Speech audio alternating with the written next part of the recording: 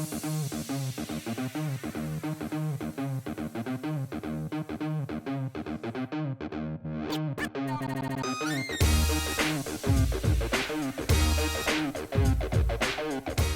this is Marc, Katz, dating coach for smart, strong, successful women, and your personal trainer for love. Welcoming you back to the Love You podcast, where you can learn everything you need to know about dating, relationships, sex, and men from a man's point of view, but enough with the man's point of view. Today, I've got a very, very special guest. Her name is Katherine Woodward Thomas. She is a superstar in our community, highly respected. I got to know her through Carol Allen, who is sort of the sun around which all planets revolve in the dating and relationship coach community. And we've gotten together a few times, and we have a great personal chemistry. I hope it shows up on screen today. I'm going to give you her more formal introduction, even though she may not need one. Katherine Woodward Thomas is a licensed marriage and family therapist and the New York Times bestselling author of Calling in the One, and her most recent book, Conscious Uncoupling, 5 Steps to Living Happily Even After. A little play on words. Katherine's taught hundreds of thousands of people in her virtual and in-person learning communities, and to date has trained and certified hundreds of coaches in her highly transformative coaching methods. She's here to share her powerful tips to attract happy, healthy love from her evergreen national best-selling book, Calling in the One, 7 Weeks to Attract the Love of Your Life, right here. And this is going to be sort of free-form dialogue. I have some questions. I'm not very good at staying on script. So we're just going to dive in and start with basic introductions. I mean, how did you come to this work? How did you get your calling to teach other people to overcome the pain in their past? Well, first of all, I'm so excited to be on your show, and I want to congratulate you on your show. Thank you for having me. My pleasure. Well, I've been a spiritual practitioner since the age of 14, and I'm a licensed psychotherapist, and I've been on my own personal spiritual journey for many years. 14 though. 14. I had a spiritual awakening when I was 14. Other girls are, boy obsessed and studying for math tests. And I was a really bad girl. So all that meant is I had some experience with, praying, and then suddenly having this bolting of light go through my whole body, and I got obsessed with reading the Bible. So all it meant is I would sit in the girls' room with a cigarette in one hand and the Bible in the other. Who among us hasn't had that experience? Okay, please continue. Right. I was just struck by the age of your spiritual awakening. But I had a lot of problems in relationship in my whole life. I had a tumultuous upbringing. It was somewhat, traumatic and dramatic. My mother was a teenage mother, and, need I say more? So I had a lot of, a tremendous lack of stability that then followed me into my adulthood. So if you ever had told me that I would one day wind up being the teacher of loving relationships, I would not have believed you in a heartbeat. Seems to be a lot of people's story. The people who go through the greatest transformation are the ones who have the most to offer. I guess so. I started low. My bottom was low. Okay. So that should be hopeful to anybody who feels similar. Right. You could always be Katherine. Well, and it was very painful. I had this particular pattern of unavailable men. Okay. And no matter, size, shape, form, situation, always same guy, different body. Impossible love, married, engaged, alcoholic, commitment phobic. For a while I was an art therapist with homeless men on Skid Row, and they had a particular fascination with me. So, it was just ridiculous. And then the really nice guys, the one that would be husband material that you'd love to bring home to your parents, boring. They didn't see me. Sure. They somehow there was just no connection. So it was, for me, my pattern was either a big, no-win drama was going to happen, or I was alone. So I had consequently a lot of time alone too. And it was really painful. And at some point I was doing so much inner work. I did 12-step work, I did transformational work, I did healing work, I did seminar work. My whole 20s was spent doing inner work, and really into my mid-30s that was kind of my full-time job. And so I became a therapist. I founded a nonprofit for the homeless. I was doing all this loving work in the world. And still, the pattern continued. And it was very painful, and it was very confusing. And it wasn't until I was in my early 40s. I just turned 41, And for me, I had always wanted to be a mom. So I had a little bit of thread of hope, but I was mourning that possibility. And I was fortunate enough to come across a group of people who were gathering to support each other in intentions, setting intentions, and manifesting those intentions. And it was more just, it was different than just kind of rah, go for it. It was like, I'm really in there with you. I'm holding that intention with you and for you. So most people were doing things like, I want to buy a house, I want to double my income, I want to start a new business. But I had just had yet another failed love affair where after 6 months of dating, the man I was dating asked someone else out for New Year's Eve. Ouch. That's not cool. I realized I did it again, this completely unavailable person. And I called up a friend from this group, and I set an intention that I would be engaged by my 42nd birthday. It was 8 months out. I had no prospects for a husband, let alone a great husband. I'd never been able to do this before. But she said something that changed my life, really. She said to me, Katherine. I think anytime someone says that, you have their fullest attention. I'm going to say something that will change your life. This better be good. That's the better be drum good. roll. I'm very careful before I say that. Pay attention. What changed your life? So she said, Katherine, I will hold that intention with you if you give me permission to hold you accountable for being the woman that you would need to be in order to be engaged by your 42nd birthday. That's some good ass kicking advice. That was awesome. Because instead of running out to find love, like, frantically, I've got to keep this commitment, I suddenly became very interested in going within to discover all the barriers I'd built against it. And it started me on this quest, like if I took full responsibility for the pattern, even though it just seems like it's my fate, even though it just seems like it's just happening to me, how might it be happening through me? I love this. I'm torn between wanting to interrupt and let you just go do your interrupt. thing. Go. I want to hear. The idea that things happen to you, right? Yeah. And we hear it all the time. There's something wrong with me. There's something wrong with men. I'm a magnet for these kind of guys. Right? Right. That becomes the story, right? The going story, Right. as if it's true, right? And the hardest part is, who am I being that is allowing this to happen? Right, and so I would say you don't attract the wrong men. You accept the wrong men. You're not That's great. You're not a Love magnet. that. It doesn't happen against your will. These are probably subconscious choices that you're making. That until you could identify, and this is what you do so brilliantly, identify how you arrived at this point. You do work in the past. I do work in the present. Right. So to me, what you do is so useful in helping people figure out how did I get here and where do I go from here. So please continue. Well, and to just flesh that out a bit, I not only do work in the past, but I do work in the future. Okay.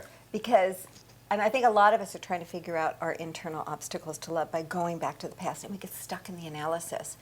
What I do in Calling in the One, you see, I started with an intention. I'm going to be engaged by my 42nd birthday. It was outrageous, unpredictable, had never happened before. It was bold. It was kind of crazy. And from my perspective, not healthy. From your perspective.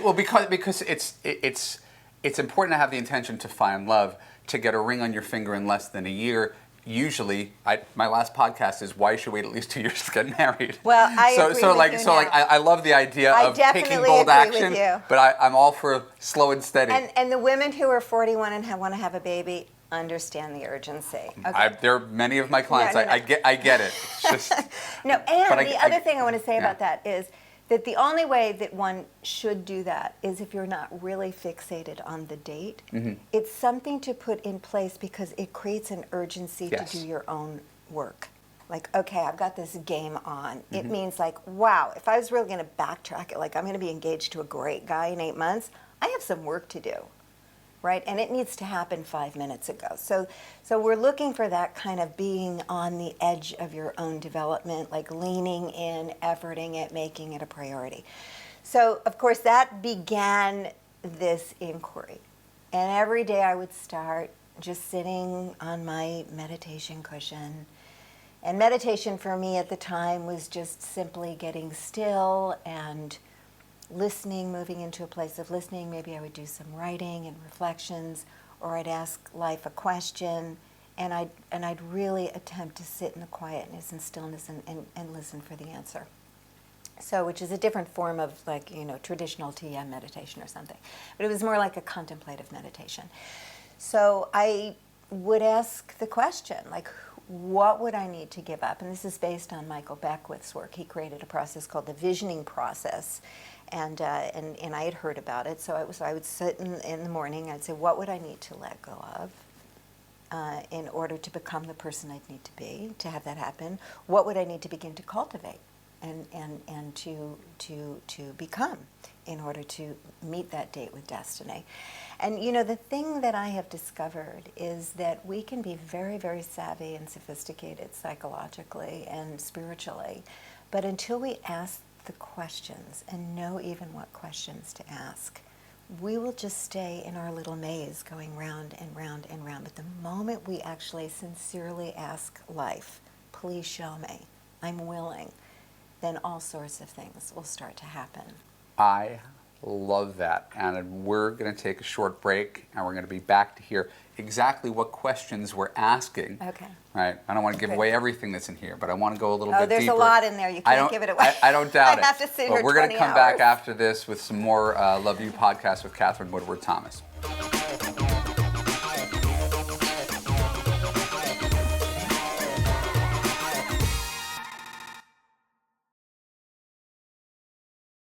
Hey, this is Marc, dating coach for smart, strong, successful women. We're back to the second part of our Love You podcast today with Katherine Woodward Thomas. We're talking about calling in the one, 7 weeks to attract the love of your life. At the end of this video, we're going to give you a special offer, how you can get some free material from Katherine if this subject interests you, and I'm sure it does.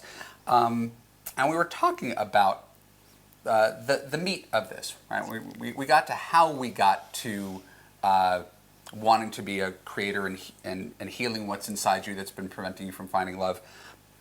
What are some of the inner blocks that most women experience subconsciously that are getting in the way of their own success? Great. And you had said something too about what are some of the questions? Yes, sorry. What are some of the questions that we're asking? So I really have been able to kind of discern 4 major areas that I consider the biggest inner blocks to love. And the first one has to do with incompletions in the past, any kind of way that we're still victimized. And it's very hard for us to get out of victimization. Even the examples you were giving before about, it's just kind of happening to me and I don't see how it's happening through me, is a very victimized consciousness. Life is doing it to me. Destiny's doing it to me. The culture's doing it to me. Men are doing it to me. My messed up parents are doing it to me. I'm doing it to me. I'm messed up from my childhood, and my subconscious is doing it to me. So we're kind of in a very victimized relationship. I'm so glad you said that, because when I say that, I get my ass handed to me. Really? Yeah. Well, how do you say it? It becomes this endless dialogue where you can't win because you're dealing with such an emotional subject. It's so very personal. I write positive things on my Facebook page about how to have love, be a generous partner, trust, and I'll come back with, you can't trust men, and I'm like, that is not serving you well, right? You've been hurt by men. That's not all men. It's not the whole story. Right, but the second you suggest, or I suggest, that you're responsible for the choices that you've made in men, it's, so now you're victim blaming, right? So it's this really ugly circle where I would think your way of doing things allows people to arrive at these conclusions on their own when someone on the outside is telling you it.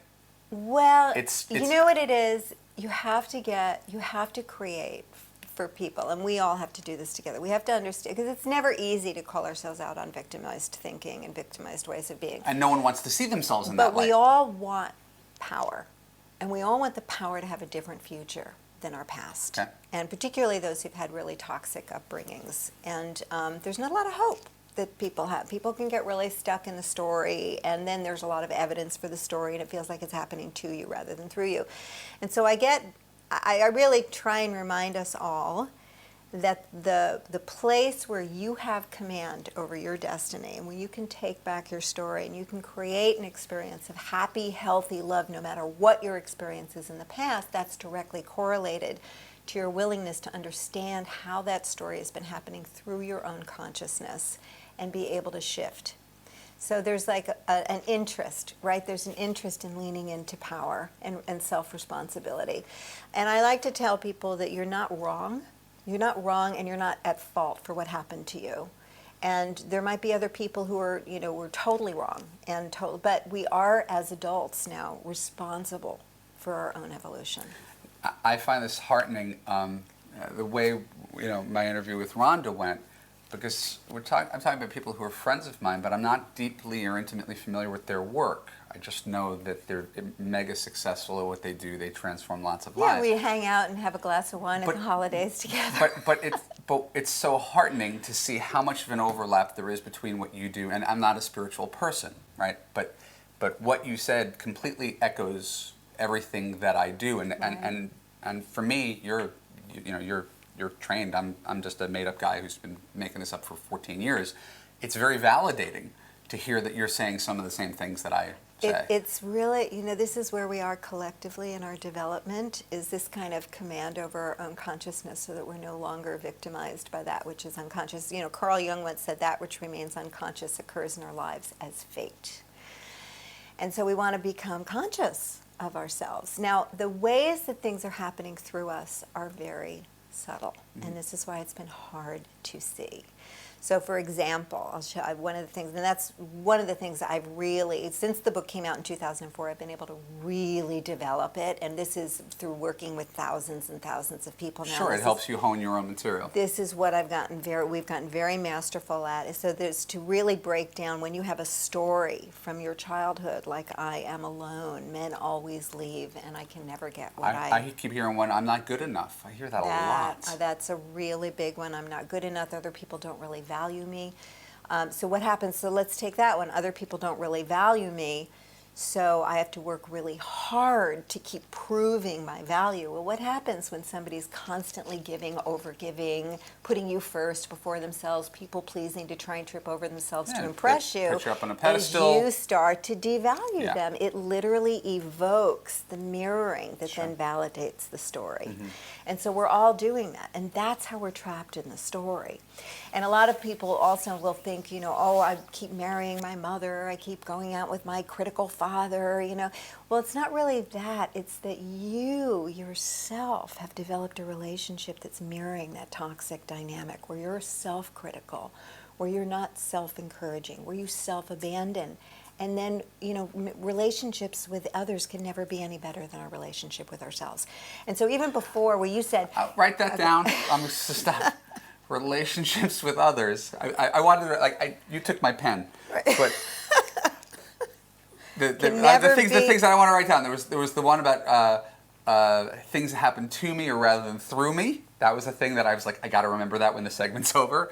And relationships with others cannot be better than your relationship with yourself. Right. Those are the things that so far I'm like, I'm going to cite that, use it in my own material, and quote you. Well, thank you. And I'm going to quote you. I like what you say. It's not that you're attracting these people, you're accepting these people.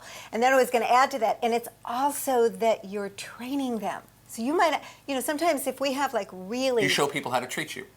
People who would never treat other people like that suddenly start showing up in that same abusive, toxic, disrespectful way. And it's deeply confusing because all of it's unconscious, right? So I mean, I'm getting a little ahead of myself in the story because I want to go back to your first question. How did you get into this? Well, there were 4 things that we're going to be talking about in this segment.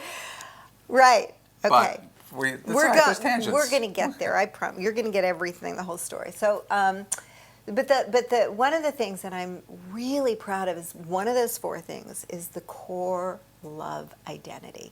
And that is the literal core sense of self that we have when it comes to love that develops when we were very young in response to whatever was happening or not happening with our caregivers.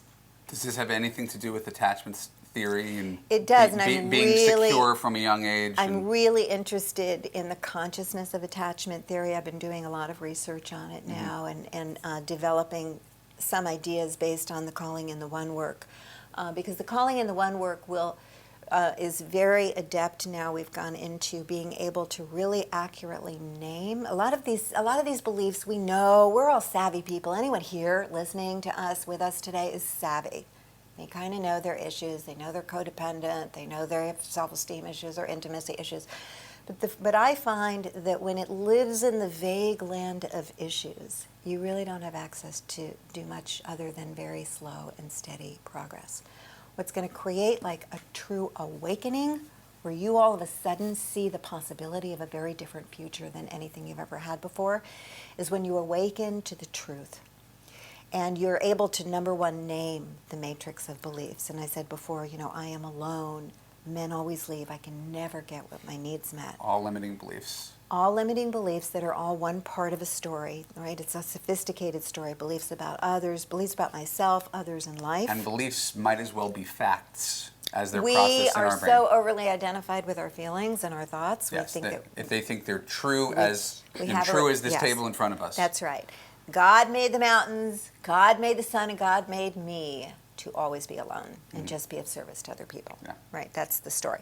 So with one of them, I've actually done research. It's about 21 core beliefs that are. Do you have these? I have them written out. Because I'm like, now I have to sign up for your. I have to find out what those 21 core beliefs Yeah, are. I have them written out, and I give them out in the intro course, and we go over them. And yes, and I train people, coaches, and how to deconstruct them. So let me just give you a taste of it. So the I am alone. How are you the source of that experience? Well, for example, whenever there's first of all, I'm constantly self-abandoning because I'm terrified of conflict, because I think that conflict is the beginning of someone's going to leave.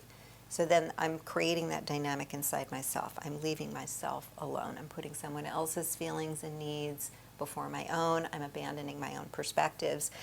So that's happening. And then when a conflict does arise, I might see it as the beginning of the end. So instead of actually going in there and calling and saying, can we work this out? I really love you. You're super important to me. I don't want to lose our relationship. There's things I don't understand that's happening. Can you explain it to me? Which are good conflict resolution skills. Someone who has an I'm alone might be missing those skills because generally they were like latchkey kids, or they were kind of alone in their household. They never had that kind of interaction with their parents, so they didn't learn it. So it's missing development.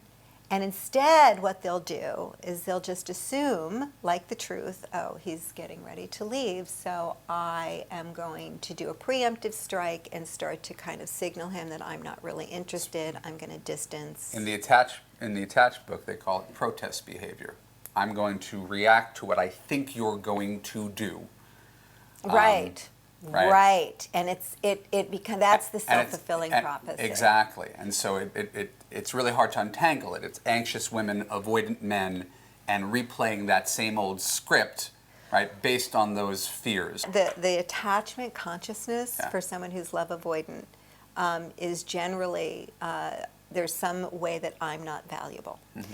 The beliefs around someone who's love avoidant is some way that other people are untrustworthy. Love is dangerous. So we get to the core consciousness in my work, and we actually shift it at that level. No, I love this. This is stuff that I wish I knew. I couldn't have come, and that's the amazing thing. I couldn't have come up with any of this stuff myself, because I come from a very different place. I actually come from a very secure background. Right. And so these are issues that I see with my clients all the time that I wish I had the language. It's very landmark, but I wish I had the language to explain to them the things that I sort of see anecdotally. Yeah. They make sense, but you've turned it into a science. So I'm excited to learn a little bit more. This is why we're together, because we share with each other and we enhance each other's work. It's great. All right. So this is Marc Katz. This is Katherine Woodward Thomas, and we will be right back with the Love You Podcast.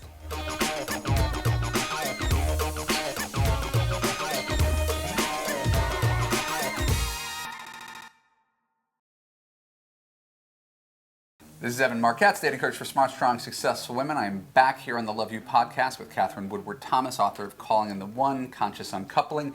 And we are continuing this conversation. This compelling conversation. This compelling, tangential, overlapping conversation about the stories that we tell ourselves that keep us blocked subconsciously, and it's I'm learning just how deep it goes and how very common it is. Where should we pick up this thread as it pertains to... Okay, so we're talking about the 4 inner obstacles to love that are identified, but we're particularly talking about beliefs. So I'll go back to my own core beliefs. So I feel like if I'm watching, I'm like, all right, you gave me one, I think.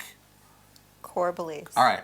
You have to transform your core beliefs at the level of identity, because where we're centered in identity is really where we're generating our lives from, and it's almost impossible for us to really receive and sustain something that is outside of our identity to have. And a lot of strong, successful, smart women, a lot of us have an identity of being okay with money. Money's not an issue, career's not an issue, friends are not an issue. If you struggle with the area of love, it's probably because it's outside of your identity. Sure. To actually have what it is. That's very well said, and it's not. I never thought of it that way before. I'll often ask people when they're inquiring about coaching with me. I'll say something like when I'm writing their online dating profile, "What makes you a great girlfriend?" And then you hear like crickets. Oh. Because it's not, as you said, I just never thought of it as a term. It's not part of the identity. I don't see myself as a loving, giving partner. It's not that I'm not loving and giving. It's just it hasn't been part of my life. I've built up all these other things to compensate for the fact that I don't have that. Wow. So you really, like, I've had people start to just break down and cry just from that one just question. at the question and what it implies. I have no idea what makes me a great girlfriend because I don't identify. So the word identity is very powerful, and again, I never thought of using it in that context. But it strikes me that I am a corporate attorney who speaks 2 languages and has a master's degree, and that's who I am. Right. Right. I'm not used to being part of a loving unit. Right. So so there's a whole 5-step process that I've really developed, because what happens, it's not as simple as, oh, okay, so I just take on the identity, I'm a loving girlfriend. Well, that might be the beginning of it, but we help people to see, like, well, how old were you when you decided that you were kind of on your own in life, or not good enough, or invisible, or not safe, or whatever the story is, one of the 22 stories. What did I say, 21? 21. Maybe there's a new one since we've been here. I know. I think you're inspiring me. Okay. One of the 21 stories. And then we look at, okay, well, how is that story happening through me? And I'll tell you why that's important, because that we are pulling on people, and we're all unconsciously communicating who we are, and we're gathering evidence to the story, and to support what we already believe. To support what we already know. We're interpreting what people do as validation, whether or not it has anything to do with it. It's like wearing a pair of glasses, right? It makes everything blue. So what I help people to do is say, well, how old is the you that's in that story? And all of a sudden, that's a good question. Yeah, that's a good question, right? Oh, these are the questions we're talking about. Because all of a sudden now you've engaged a different part of the self, and you've identified that, oh, it's actually a 4-year-old that's holding that story. And then you realize, oh, a 4-year-old is like in charge of my grown-up love life. That's probably not a good idea. And then from the competent, wise, adult center, you can say then to yourself, well, what's really true about that idea? That God made the mountains, God made the sun, and God made me inferior, you know. And you can think about it as though you were going to tell a friend. You know, you can use all of your strengths and resources. And so in the work that we do, we come up with what we call love power statements that get us into a deeper truth. And then we start to identify the new ways of showing up that would be congruent with the deeper truth. And of course, then the development that we would need to now engage to be able to sustain that over time. You're so steeped in this. When did you first develop this? Well, this was me sitting on the cushion trying to figure it out myself. How many years ago is that? Because again, you this was like 16 years ago. So you're like the first person to do exactly this kind of work. right? I am. I birthed something. I mean, obviously, there's so many people who influenced me at the time. Sure. That particular little group you mentioned, Landmark, before, that was a Landmark-inspired group. Uh-huh. And I love Landmark because the thing that Landmark helped me to do was to be able to step back from my own thoughts and feelings and examine my consciousness. This is Landmark Education, landmarkeducation.edu, org, maybe, Right. I don't know. Yeah. And they're wonderful. They do the weekend seminars, the forum, and stuff like that. So they're just a great, And so this got birthed 16 years ago. 16 years and ago. again, really, the way you talk about this sounds like the way people talk about their own family, right? Like it so Oh, yeah. Well, deeply. It is. It's probably almost like the religion you've created, my own little cult. It's kind of true. You called it the Calling in the One Bible before. It kind of is. And I have thousands of devotees who are, thrilled by the work. I have coaches who've been with me for years and years and years. And Could you tell me a memorable anecdote about someone who overcame something big thanks to this, right? Sort of story, beginning, middle, end of how this actually works in practicality. Because it's wonderful and it's interesting. It also sounds very theoretical. Okay, well, we are getting into theory. Okay, so let me tell you my story, and then I can tell you some of the other stories Sure. too. I'll finish my story. Sure. So at the time, what I noticed is that I had a very big story. My identity was that I'm not valuable. And that was a really big obstacle because, for someone to choose me, I was almost like I couldn't bear, like a wonderful person to choose me. And so I looked at that, I deconstructed it. I mean, I just well, how am I enrolling people into I'm not choosable, I'm not someone to choose, I'm not worth your investment. And I started to see covert things like I would speak in disparaging ways about myself. I would underpresent myself. I would shop in thrift stores and kind of not invest in myself. I wouldn't invest in my own development. I would just... How hard was it to see these things? Because again, those are things that would be almost readily apparent to any third-party stranger who's observing you for 24 hours with a hidden camera. Just like, Right. let's look at Katherine Yeah. and pick her apart. How did you get the perspective to look out and see yourself objectively the way other people saw you? Because that is the biggest challenge in the world for all of us. Well, and I think that's why we do it in community, truthfully, in Calling in the One. Mm-hmm. And that's why we've broken it down. And I have coaches who work with people because it is challenging to really see it. But if you, again, going back to the question, if you ask, life will start to tell you. And there are things that we know are out of integrity and off in how we show up. I think we just have a very victimized relationship to our habitual ways of being. And we forget that we are creatures who know how to learn. Like if we really wanted to learn Italian, most of us could probably learn Italian. So it's growth mindset versus fixed mindset. It is. I am doomed to be this way versus I am constantly in a process of change. People will say all the time, well, I can't stand up for myself because my father, always, punished me when I did. And I say, well, is it? He's dead. And he's I dead say now. to them, so right. Well, I say to them, see if you can just shift the word can't to won't. That's more because it's more accurate. It's more accurate. And see if you can say I choose to kowtow and people please rather than stand up and have the courage to say what's true. And the moment that we start remembering that we're adults making choices, then we have the power to begin to I think evolve there's it. something very difficult. I know what I do is often misinterpreted because we're holding two contradictory ideas in our head at the same time. Number one, a big part of what I do is confidence. Right? Confidence is the umbrella under which all of my coaching comes. If you are a confident woman, you'll do everything differently.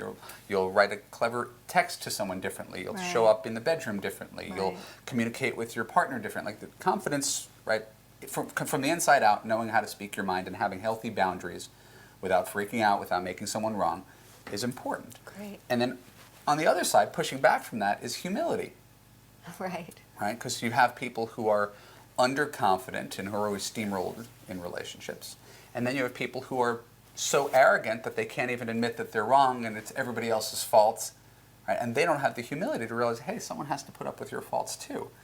Right? And both are true of most people at most times, right? We have our insecurities, we have our arrogant side, and so people hear sort of contradictory things based on where they're at. Does it make any sense? Yeah. Well, and I think what you're talking about is being able ultimately to do relationship from an adult center. And when people have these kind of unresolved, festering, quote unquote, issues, they will regress on an emotional level to a child center, and then it doesn't go well because that's where the lack of confidence really People lash is. out like 5-year-olds. Yeah, they do all sorts of things, or they hide, or they start to people please, or they start to give their power away. So back to the questions, one of the questions that you might ask yourself is you want to also look at another one of the inner obstacles is core resentments, particularly around love. Where do you still feel victimized? Where did someone do you wrong? And you're kind of left with the residue of that. And I like to say to people, you know what, you're probably right. The probably person did horrible things to you. I'm so sorry that happened to you. Even if that other person was 97% right, let's look at your 3%.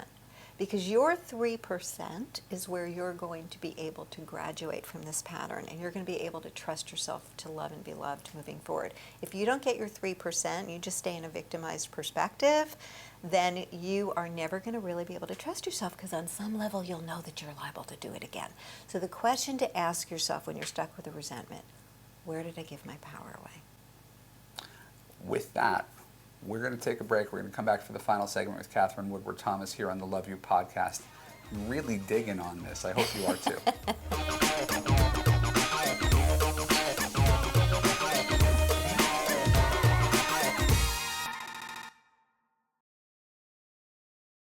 This is Marc Katz with the Love You podcast, where you can learn everything you need to know about dating, relationships, sex, and men. And my special guest is Katherine Woodward Thomas, author of Calling in the One and Conscious Uncoupling.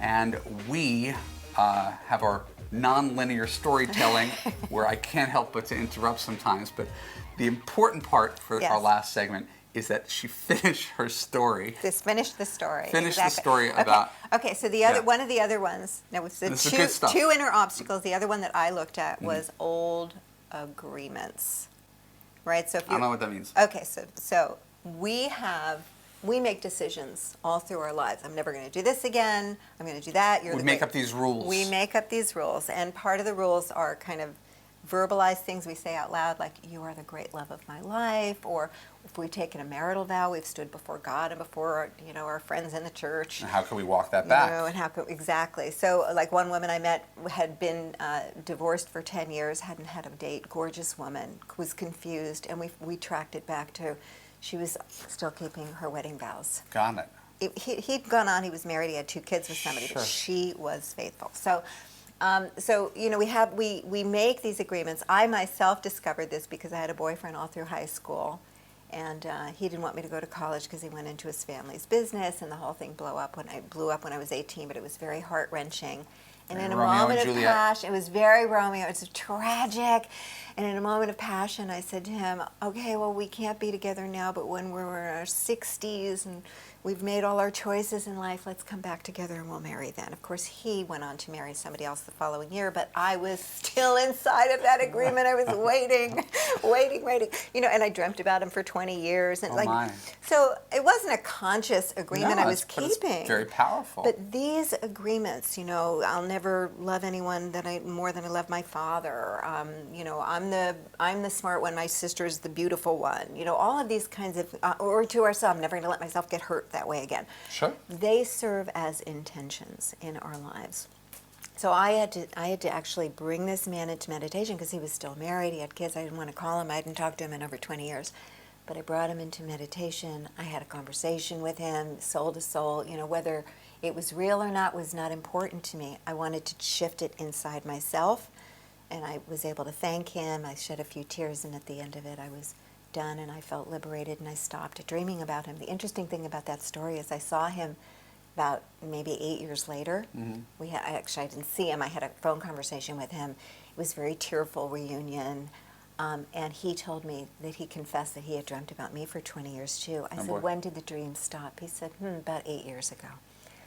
So, I don't know. It's a little on the woo-woo side. I know you don't like woo-woo very much. I call that a neat coincidence, but who am I? Okay. But Einstein called it spooky action, that non-locality. Okay. Lynn McTaggart wrote a whole wonderful book about it called The Bond. But anyway, so there's, Pulitzer Prize winners who researched that non-locality. But I think we all really, on some level, are connected with each other. So we want to get complete with everyone in our past. That was the third one. And then the other one was, of course, toxic ties. And I had some toxic relationships where I was giving away power. And you can't really want to have an empowered relationship, the best that life has to offer, and be like a slave in your relationship with, one of your parents who's dominating you and you're not telling the truth or setting boundaries. So you got to get your relational field healthy and clear in order to really manifest healthy, happy love and sustain that. That's why I tell every woman who comes through me that she's the CEO of her love life. Men are interns applying for a job, and you get to decide what happens next. You can't put yourself in the role of intern. Please pick me, please love me, please validate me. It's ultimately your choice, and if he doesn't do a good job, and if you don't feel good within the relationship isn't really serving its purpose. What's the point of maintaining something that doesn't bring you joy and buoy you?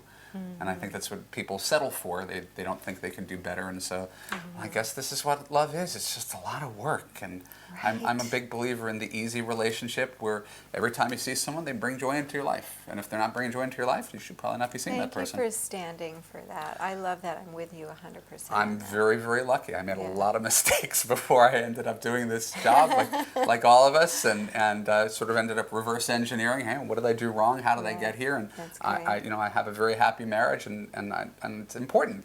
I gave largely the same advice before, but now not just because I'm walking the walk, but I can say, here's what it actually looks like. It exists. It's not fantasy. It's not reserved for just an exclusive few people who get lucky. You could actually consciously create that. Mm-hmm. And I think working with you is such an important primary step. And I really want to encourage anybody who is a fan of my work in this show to investigate Katherine's work, especially as a precursor before you start doing any love you stuff with me. My first month is on confidence. That's really picks up where she leaves off. Yeah, that's great. So and confidence, like living from your powerful adult self. And so I am doing all of these are all the inner inconsistencies with the future that we want to create. So here I am sitting on my cushion on the couch back to the beginning. every morning. You totally tell stories like my wife. My wife and I we'll go out. We'll be driving to a movie, and then we'll go out to dinner. We'll see the movie, and we'll get back in the car, and she'll pick up the conversation that we had when we left the car. It's an amazing skill. Without skipping a beat. No, it's like.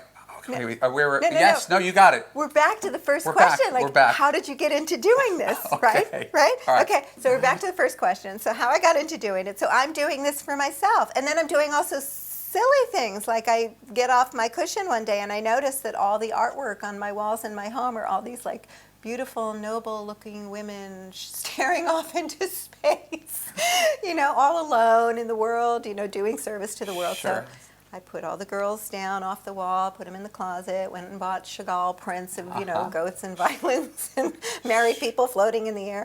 So, I started to create an environment. Della Reese told a story once where she said that when she was ready to manifest her beloved, she decided to go out and buy 2 placemats for the dinner table. And she would set dinner for 2 every night and sit at the table. And she'd walk in her house when she came home at the end of the day. She'd say, "Hi, honey, I'm home." It's like trying on the consciousness, preparing ourselves for the future that we're committed to creating. So a few weeks into this process, I start to I get this intuitive hit. I should call this man that I had not talked to in 6 years. I dated him 6 years before I thought of him as the one that got away. I didn't do it. I was too shy. I thought, oh my gosh, he was such a great guy. I'm sure he's married with kids. 2 weeks after that, I went to a church service at the Agape Church in Culver City. Thousands of people there. I'd been going there for 10 years. Had never seen this man named Marc there. That day, lo and behold, there he is across the parking lot.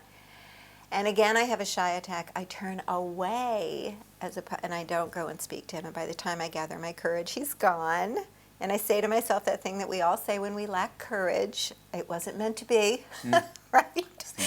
After the fact rationalization. Exactly.